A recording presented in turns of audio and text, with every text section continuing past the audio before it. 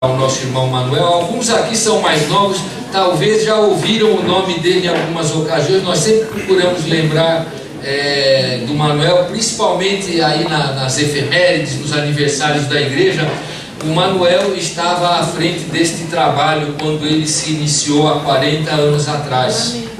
Então ele é uma testemunha viva da história inicial da igreja, principalmente. E Manuel, uma grande alegria ter você aqui com a gente hoje, e eu vou orar para que Deus possa te usar, para que a gente ouça a palavra. Manuel mora no interior, mora meio longe, eu estou antecipando a mensagem para que ele fique à vontade também para fazer a sua viagem de retorno.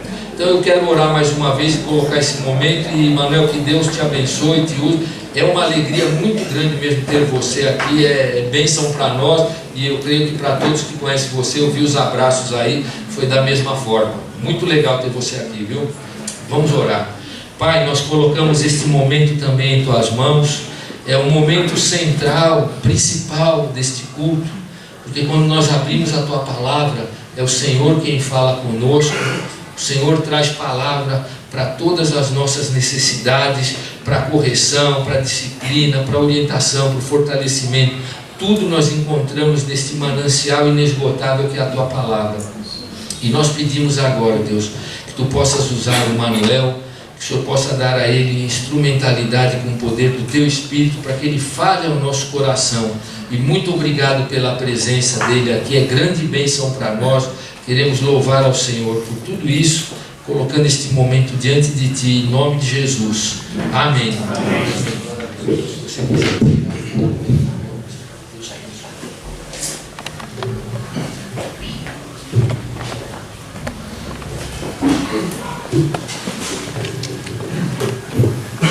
Boa noite a todos, que eu não pude ainda cumprimentar. O pastor Antônio Carlos falou da alegria. Foi para mim também uma alegria muito grande o convite que ele fez, agradeço já antecipadamente. Eu tenho algumas dificuldades, uma delas é que eu moro no interior. Eu também tenho que estar cedo amanhã lá na minha cidade, porque eu faço hemodiálise.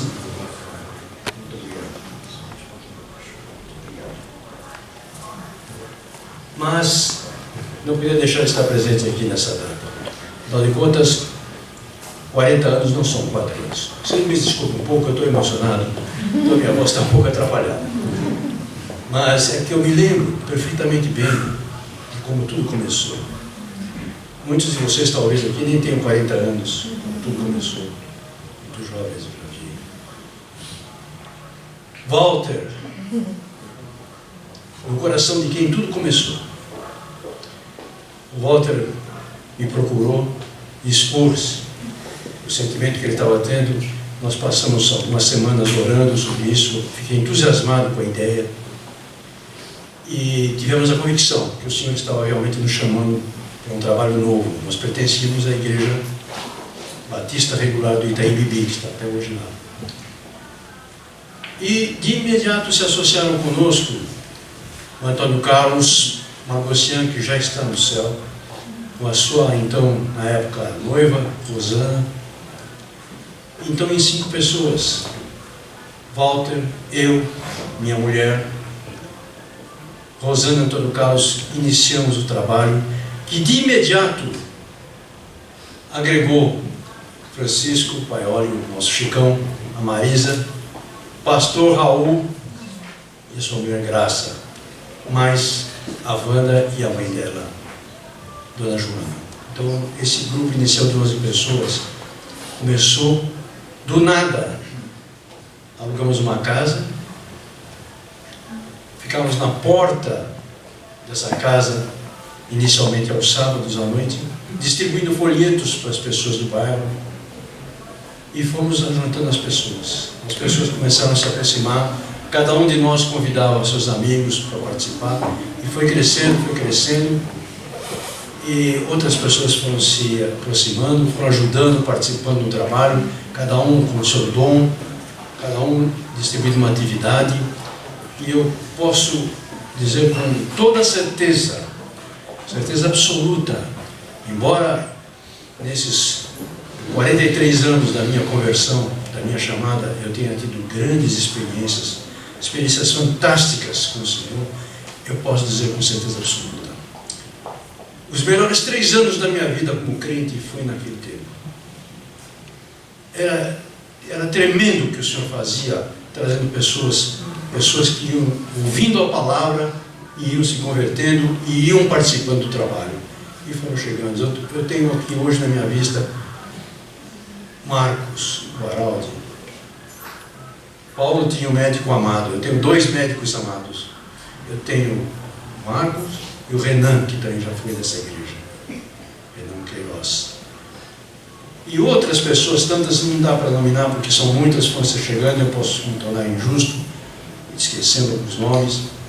Mas o fato é que, depois de 3 anos, a igreja onde a gente pertencia, a gente se congregava, me chamou para ser o pastor de lá.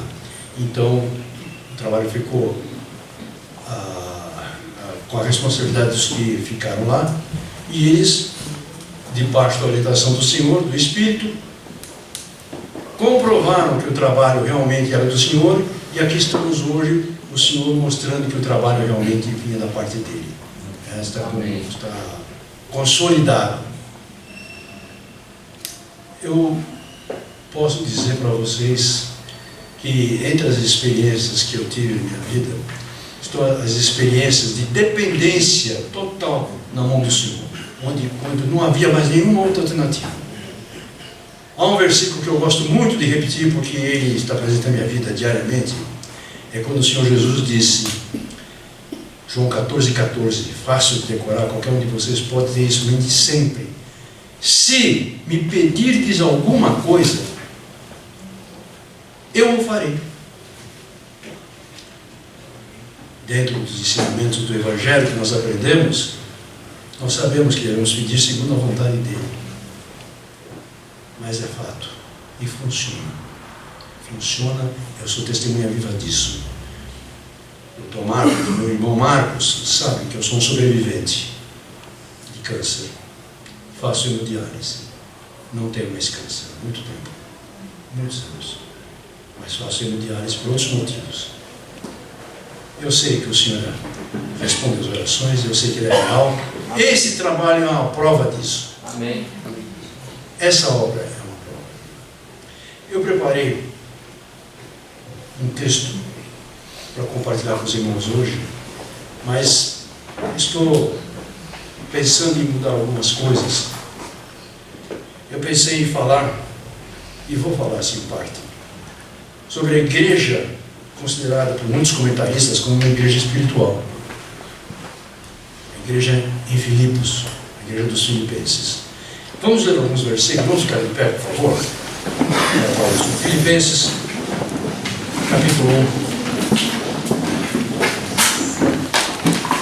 Capítulo 1, versículos 27 em diante, até o 30. Localizado. Minha irmã Graça chegando. Deus abençoe. Versículo 27. Vivei acima de tudo por modo digno do Evangelho de Cristo, para que eu, ou indo ver-vos, ou estando ausente, ouça, no tocante a vós outros, que estáis firmes em um só espírito, como uma só alma, lutando juntos pela fé evangélica, e que em nada estáis intimidados pelos adversários, pois o que é para eles prova evidente de perdição, é para vós outros de salvação, e isto da parte de Deus. Porque vos foi concedida a graça de padecer por Cristo, e não somente de credes nele, pois tendes o mesmo combate que vistes em mim, e ainda agora ouvis que é meu. Vamos lá. Senhor, nosso Deus, nosso Pai, te agradecemos por esse momento, Senhor, que podemos ouvir a Tua palavra, cultuar o Teu nome, Senhor, em liberdade. Te agradecemos e te pedimos que o Senhor esteja preparando as nossas mentes, os nossos corações, para o que está aqui na nossa frente agora. Te pedimos em nome de Jesus. Amém. Amém.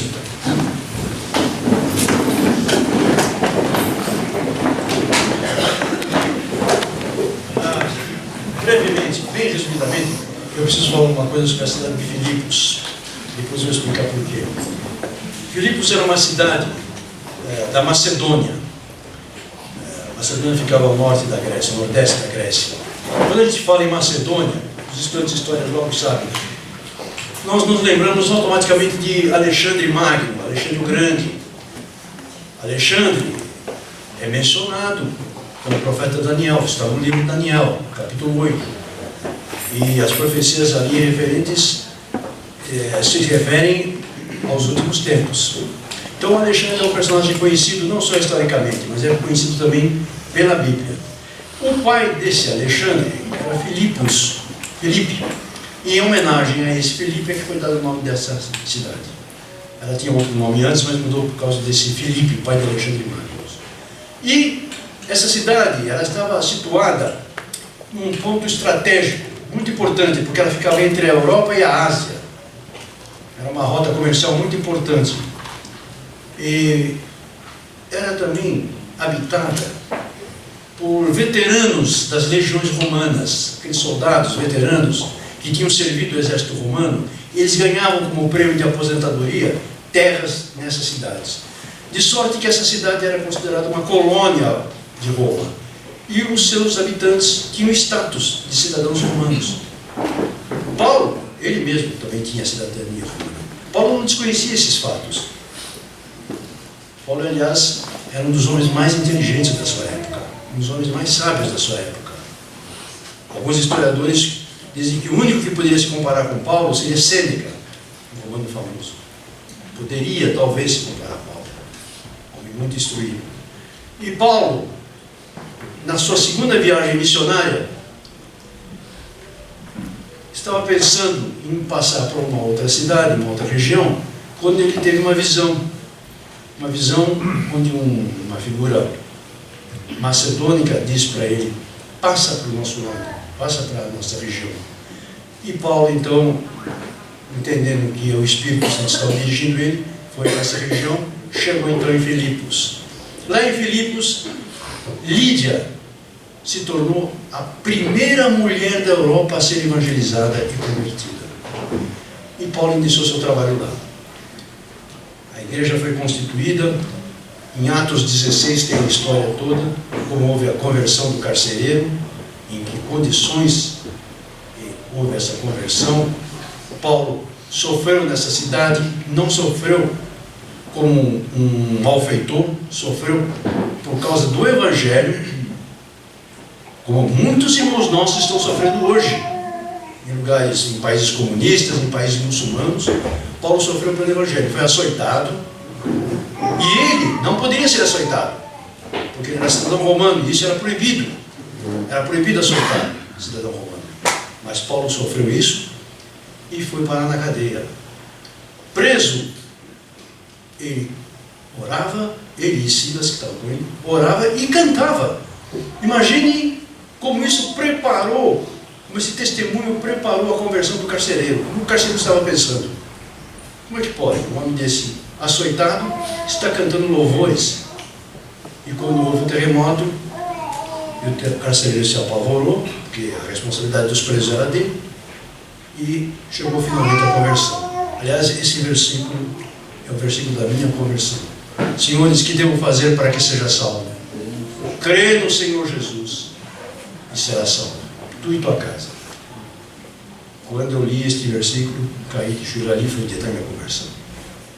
Foi naquele dia por causa desse versículo.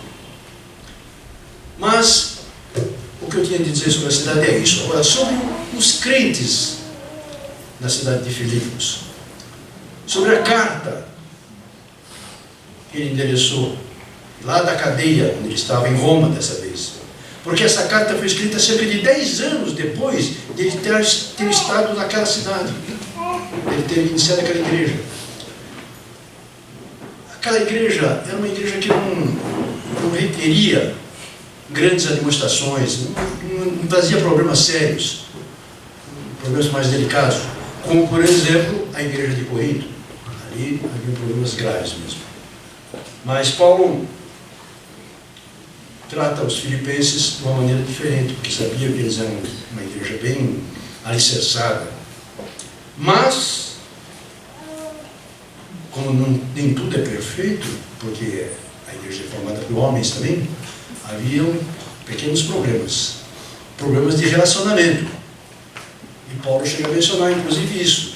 O relacionamento de duas mulheres, Cíntia e Evódia,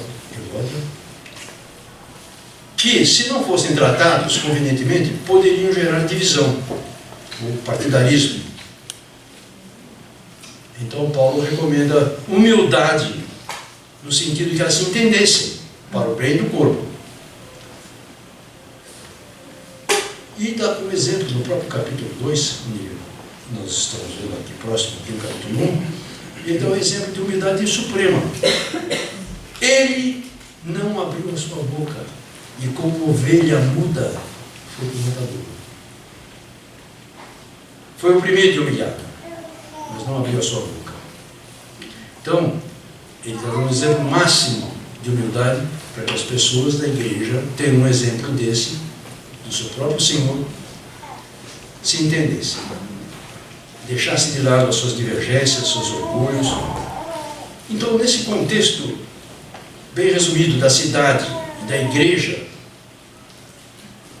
Paulo está dizendo para eles o seguinte: vocês devem se comportar, devem agir, devem andar, devem viver como cidadãos dos céus, porque a nossa pátria está nos céus. Então, como tal, como pessoas que têm outros costumes, outra língua, outra cultura, outra visão do mundo, vocês devem se aplicar debaixo dessa condição.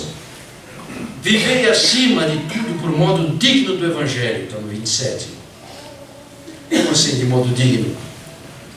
De modo coerente, de modo compatível com essa condição de cidadãos dos céus, com essa condição de regenerados, de nascidos de novo. É preciso que o seu comportamento não seja contraditório. E isso tem de acontecer não só quando vocês se reúnem lá na igreja. Tem que ser o seu dia a dia, no seu trabalho, na sua casa, no ambiente que você estiver, de modo digno do Evangelho. Ou seja, como eu disse, como cidadãos da pátria celestial. Como que isso acontece? Como isso é possível? Na dependência do Espírito que usa a sua palavra. A palavra é o instrumento pelo qual o Espírito age em nós. No começo, na igreja primitiva, os crentes da Galácia estavam querendo se aperfeiçoar pelas obras da lei. E Paulo teve de corrigir essa situação. E se dirigiu a eles dizendo: ó Gálatas insensatos, quem vos fascinou?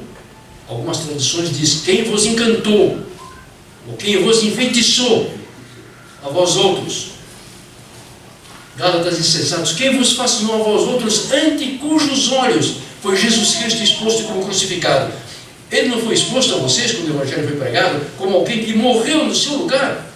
E estejais agora querendo se aperfeiçoar na carne. Quero apenas saber isso de vós.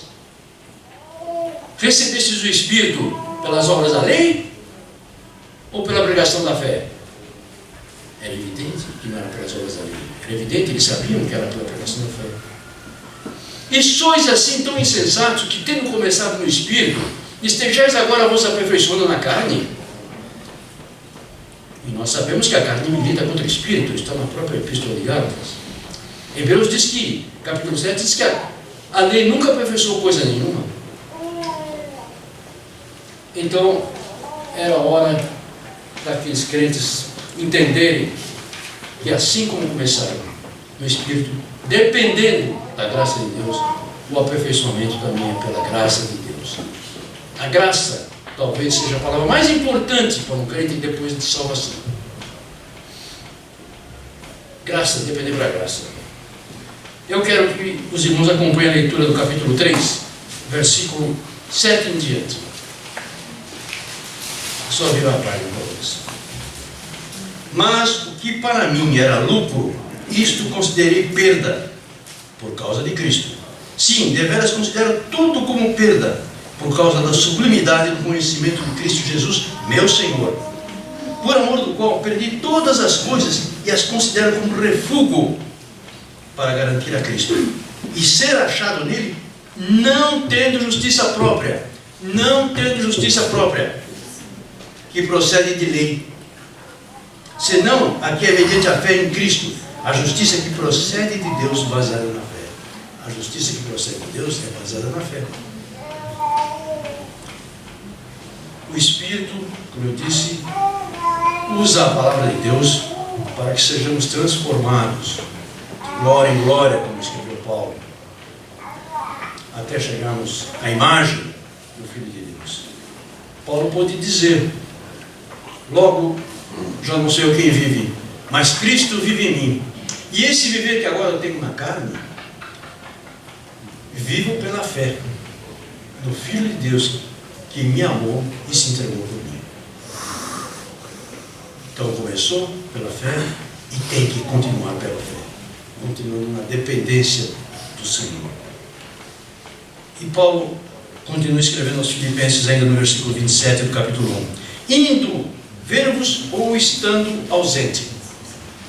Quando eu vi essa frase, uma das primeiras vezes que eu vi, já conhecendo um pouco da palavra, eu me lembrei da experiência que Moisés teve quando desceu do Monte Sinai. Por quê? Moisés desceu com as tábuas da lei, bastou ele estar ausente, olha essa palavra, ausente, e o que ele encontrou embaixo? Monte. A idolatria instalada já, adorando o bezerro de ouro, e na suprema ingratidão, dizendo: ó Israel, esses são os nossos deuses, os vossos deuses que nos tiraram do Egito. Então, com Moisés ausente, a transgressão estava generalizada. E Paulo está dizendo aqui, o resultado da graça, em oposição à lei, ele está dizendo que, indo ver-vos ou estando ausente, ouça no tocante a vós outros que estáis firmes, em um só espírito, como uma só alma, lutando juntos pela fé evangélica. Um exemplo claro do que a lei não pode fazer e a graça pode. Com a lei houve transgressão, não foi suficiente para manter os judeus, os hebreus, dentro do previsto. E a graça, como está escrito lá em Tito, capítulo 2, a graça educa, constrange, é o constrangimento bom, porque ela constrange o crente a não pecar. Então, o texto está falando de santificação. Versículo 27 ainda diz que entre ver-vos ou tocante, ou estando ausente, estáis firmes. Mesma coisa ele repete no capítulo 2, verso 12. Assim, pois, amados meus, como sempre obedeceste, não só na minha presença, porém muito mais agora na minha ausência, desenvolvei a vossa salvação com temor e tremor. Só se pode desenvolver aquilo que você tem. Então ele está falando de santificação. No primeiro versículo que nós lemos aqui, 27, ele diz: no tocante a vós que estáis firmes. E aqui, no capítulo 2, ele já falou: já tenho certeza disso. Eu tenho certeza que isso vai acontecer. Por quê? Porque eu sei que aquele que começou a boa obra em vós, ele vai completar até o dia de Cristo Jesus, até o dia do arrebatamento. Estáis firmes em um só espírito.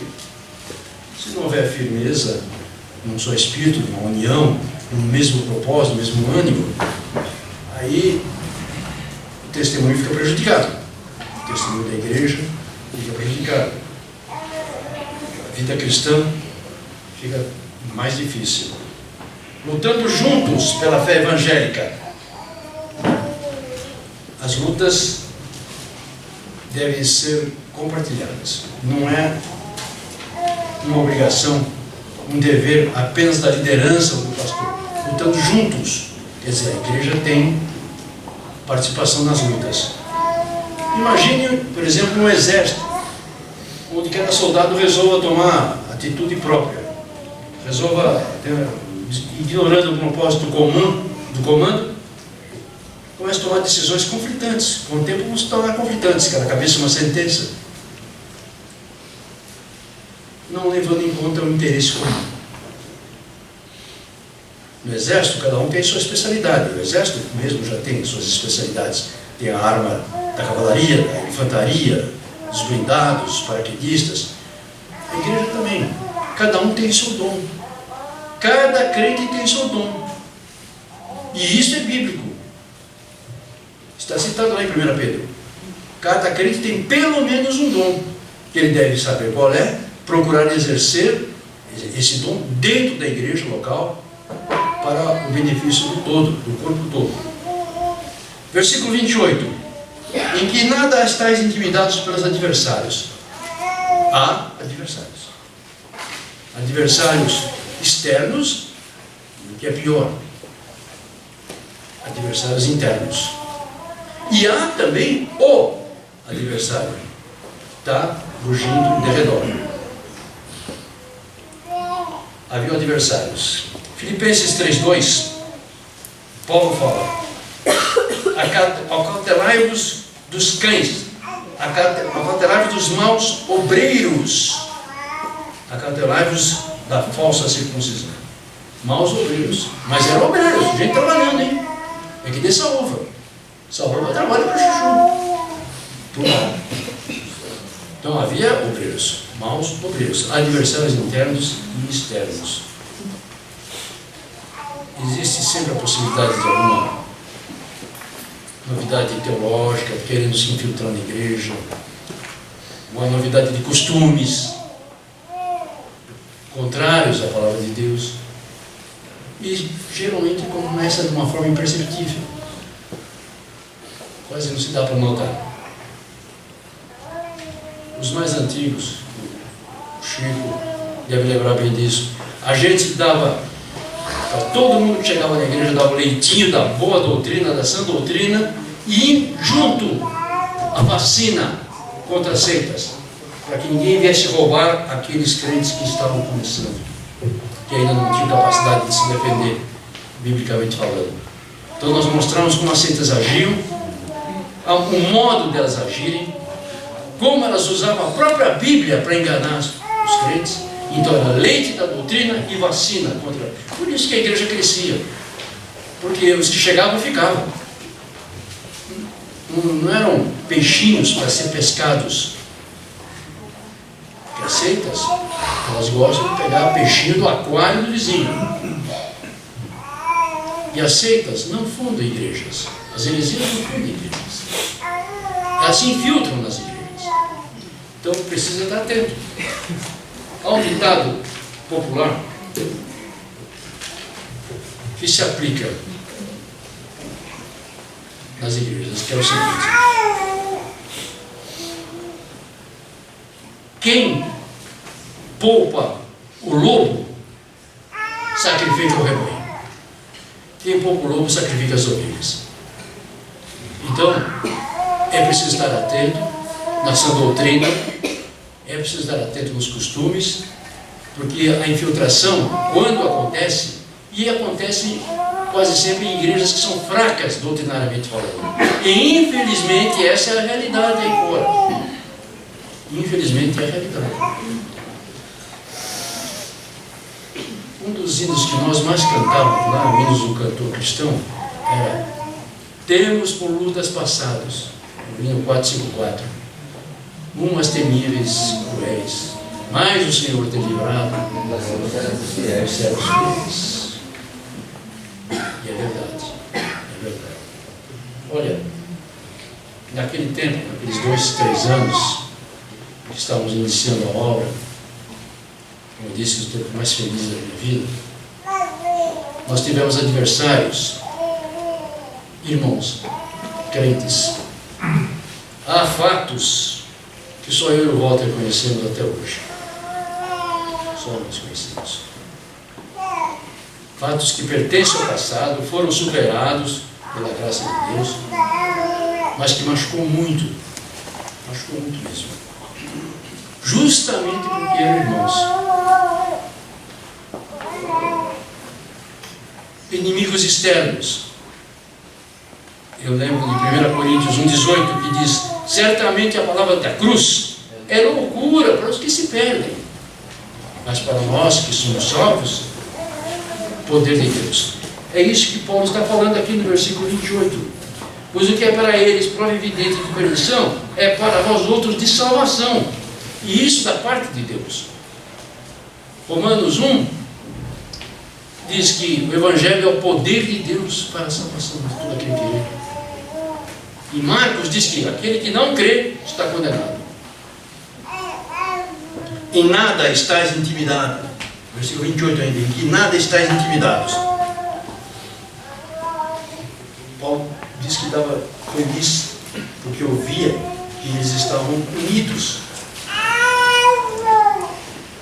Nós somos um país ainda onde a liberdade de culto.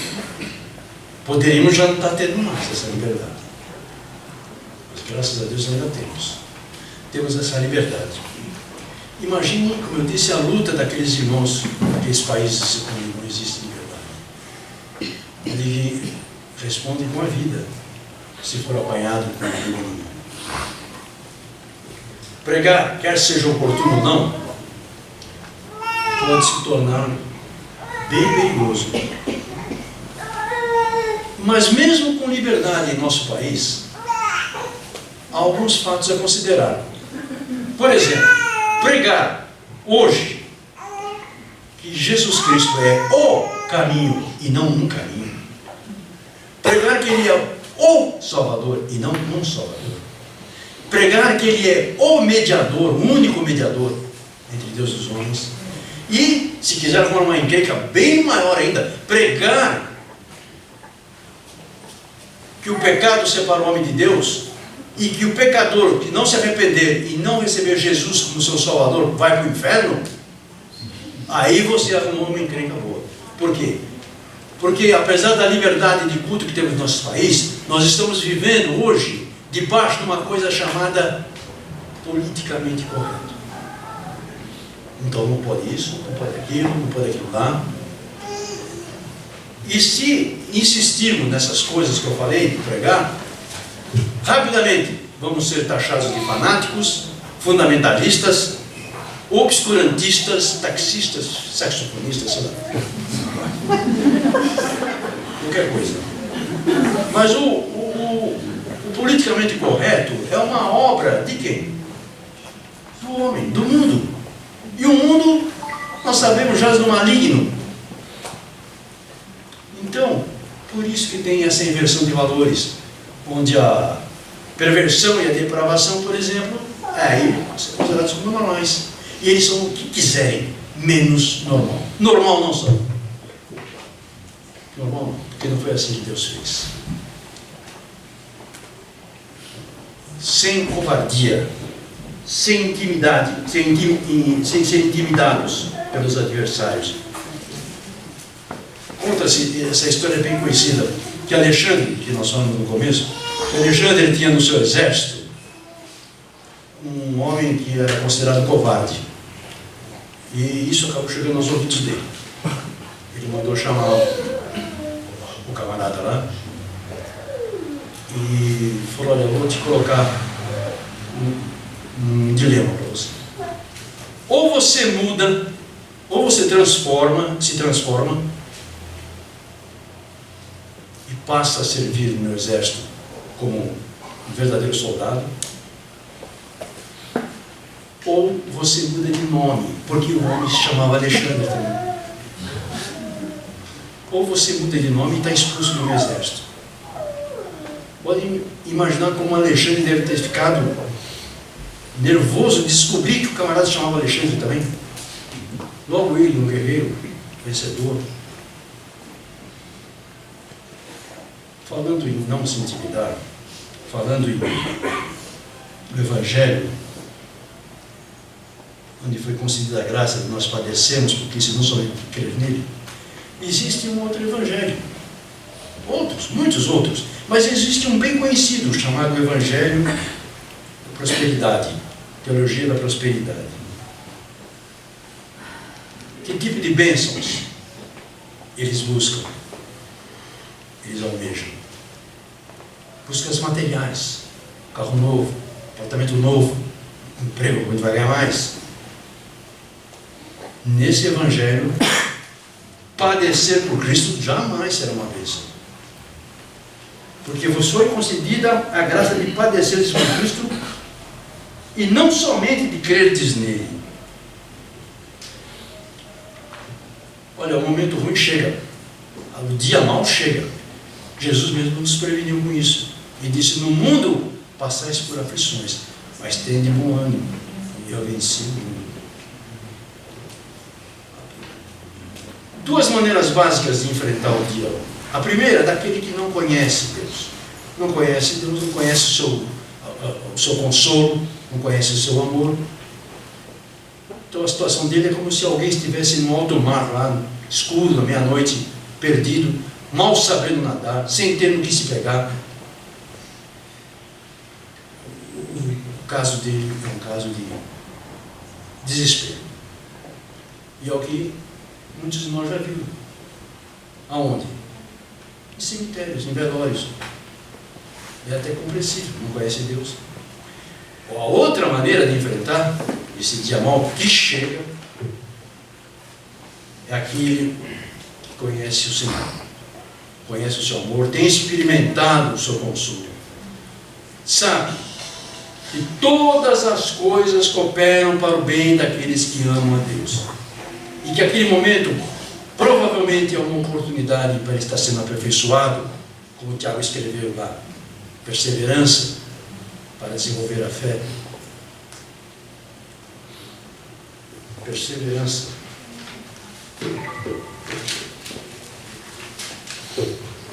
E como aconteceu com os apóstolos na igreja primitiva? Foram açoitados. Quando saíram do sinédrio, o texto diz lá em Atos que eles se retiraram, regozijando-se por terem sido considerados dignos do quê? De sofrer com esse nome. Que nome? Jesus. Não era Jeová, era Jesus. E Pedro ainda registrou o seguinte: ora, o Deus de toda graça, que em Cristo Jesus nos chamou à sua eterna glória, depois de ter sofrido por um pouco, Ele mesmo vos há de aperfeiçoar, firmar, fortificar e fundamentar. Ele mesmo. Qual o segredo? O segredo está na palavra. Eu gosto de imaginar como se fosse um banco onde é um depósito. São feitos depósitos na sua conta no banco, e à medida que você tem necessidade, você vai lá e saca. Para o dia mau, você vem na palavra e você saca. Vou dar dois exemplos do que você pode sacar quando o dia mau chegar. Olhando firmemente para o autor e consumador da fé, Jesus, o qual, em troca da alegria que lhe estava proposta, suportou a cruz. Isso deve ser suficiente para nós. Olhar para Ele e lembrar que Ele passou o que passou, sofreu o que sofreu. Não é só a parte física, a parte da humilhação que sobreveio a Ele por nós, pecadores. Um outro depósito para sacar, conhecido Salmo 23. O Senhor é meu pastor, nada me faltará. Ainda que eu ande pelo vale da sombra da morte, não temerei mal algum, pois tu estás comigo. Esta frase, pois tu estás comigo, deve ser o suficiente. Não tem problema, tu estás comigo. Alguns exemplos do passado. Sadraque, Medraque, Abdenego, lá do livro de Daniel, foram para a fornalha 7 vezes mais acesa do que o normal, mas não negaram o Deus verdadeiro. E responderam o que para Nabucodonosor? Se o Senhor quiser, Ele nos livrará. Mas se Ele não quiser, tudo bem, mas não adoraremos essa estátua aí. Confiança. O que eles estavam pensando? Tu estás comigo. Nas arenas, nos circos romanos, aqueles nossos irmãos do passado, que enfrentaram os leões, cantando hinos. Como é que eles foram lá? Porque porque tu estás comigo, Senhor. Era o suficiente. Na Idade Média, a Idade das Trevas, das Inquisições, aqueles irmãos podiam simplesmente ter escapado das fogueiras. Era só retirar o que eles queriam. Era só falar, não acredito mais no que eu falei. Estava livre da fogueira. Mas eles preferiram as fogueiras do que negar a sua fé. Por quê? Olhando firmemente, tu estás comigo. Agora, faça uma comparação com que essa frase, andar pela sombra da morte, tu estás comigo, com o que Paulo está escrevendo aqui. Para mim, o morrer é lucro. O morrer é lucro, porque eu viverei em Cristo. Amém. Pelo vale da sombra da morte, morrer é lucro. Compare com tu estás comigo, viver em Cristo.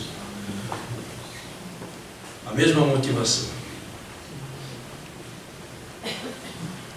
Se você realmente, e eu creio nisso, você já entregou a sua vida para o Senhor, você sabe que o mais Ele fará. Ele fará. Não é você, não sou eu, não é ninguém. Ele fará. Voltamos à fé. A santificação pela fé. A dependência pela fé. Não permita que o seu relacionamento com Ele seja apenas rotineiro, formal. É preciso crescer a cada dia esse relacionamento com Ele. Dependência. A graça de padecer, como disse Paulo. Paulo disse aí, encerrando esse texto aqui, pois tendes o mesmo combate que vistes em mim e ainda agora ouvis que é o meu. Paulo está dizendo para eles, vocês sabem quais têm sido as minhas lutas. Vocês foram testemunhas. E quando eu cheguei aqui, o que aconteceu comigo? E aqui mesmo, agora mesmo. Eu estou aqui encarcerado em Roma, estou preso. Mesmo eu tendo cidadania romana, estou preso pelo Evangelho. O que está acontecendo? Assim como em Filipos, a minha prisão serviu para a conversão do carcereiro, aqui em Roma, as minhas cadeias estão servindo para a conversão da guarda pretoriana, para as pessoas da casa do próprio César. Então, há um testemunho de que as coisas todas cooperam para o bem, para o avanço do Evangelho.